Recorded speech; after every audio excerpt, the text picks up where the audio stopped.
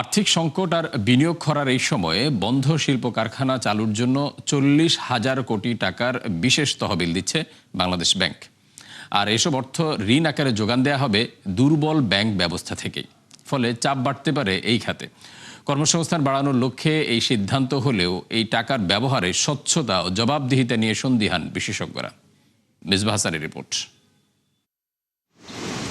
দীর্ঘদিনের রাজনৈতিক অস্থিরতা, জ্বালানি সংকট আর অর্থনৈতিক অনিশ্চয়তায় বিপর্যস্ত শিল্প খাত। শ্রমিক অসন্তোষ সহ নানা কারণে শুধু পোশাক কারখানায় বন্ধ হয়েছে 400-রও বেশি। ফলে বেকার হয়েছেন প্রায় 1.5 লাখ শ্রমিক।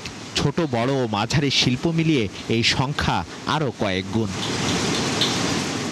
এমন বাস্তবতায় দায়িত্ব নিয়েই এসব চালুর ঘোষণা দেন নতুন গভর্নর। সম্প্রতি এক অনুষ্ঠানে বিশেষ প্যাকেজের কথাও বলেন মুস্তাকুর রহমান। তারই প্রেক্ষিতে 40,000 কোটি টাকার তহবিলের ঘোষণা দিল কেন্দ্রীয় ব্যাংক। পরিকল্পনা অনুযায়ী এই অর্থ থেকে বড় শিল্পে 20,000 কোটি, ক্ষুদ্র মাঝারি শিল্পে 10,000 কোটি এবং কৃষিখাতে দেওয়া হবে 10,000 কোটি টাকা। এরই মধ্যে 1000-এরও বেশি বন্ধ কারখানা শনাক্ত করেছে বাংলাদেশ ব্যাংক, যদিও চূড়ান্ত হয়নি অর্থায়নের কাঠামো। কোনটা কি কারণে বন্ধ আছে, অর্থাৎ কোন প্রতিষ্ঠানকে কি ধরনের ওষুধ প্রয়োগ করলে সেটা আবার উৎপাদনে ফিরে আসতে পারবে, সেগুলো অ্যানালাইসিস করে দেখা হবে।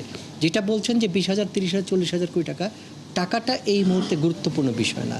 সরকারের এমন উদ্যোগকে স্বাগত জানিয়েছে ব্যবসায়ীরা। তবে অলাভজনক কারখানাকে কৃত্রিমভাবে টিকিয়ে রাখার পক্ষে মত নেই ঢাকা চেম্বার সভাপতির। This is the absolute correct way of doing it. কিন্তু আমরা অবশ্যই বলবো এই টাকাটার ইউটিলাইজেশনটা কোনোভাবে যাতে মিসইউজ না হয় সেই জিনিসটা দেখতে হবে।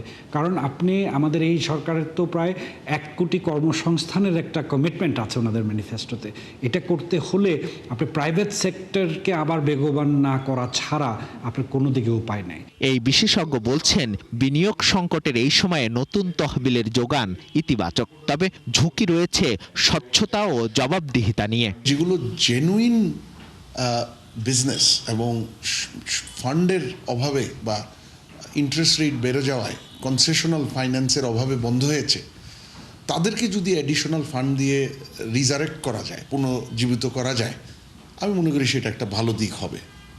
কিন্তু এখানে প্রথমেই খেয়াল রাখতে হবে যে উইলফুল ডিফল্ট, যারা টাকা ইচ্ছাকৃত ঋণ খেলাপি, টাকা মেরে দিয়েছে, টাকা নিয়ে পালিয়ে গেছে বা টাকা মেরে দিয়ে কোর্টের হয়তো আশ্রয় নিয়ে কোনোভাবে ঠেকিয়ে রেখেছে, এদেরকে কোনো অবস্থাতেই এই স্কিমের আওতায় আনা যাবে না। এর আগে করোনা মহামারীর সময়ে 101 লাখ কোটি টাকার প্রণোদনা প্যাকেজ দেয় পতিত আওয়ামী সরকার, যার বড় অংশই এখনো খেলাপি।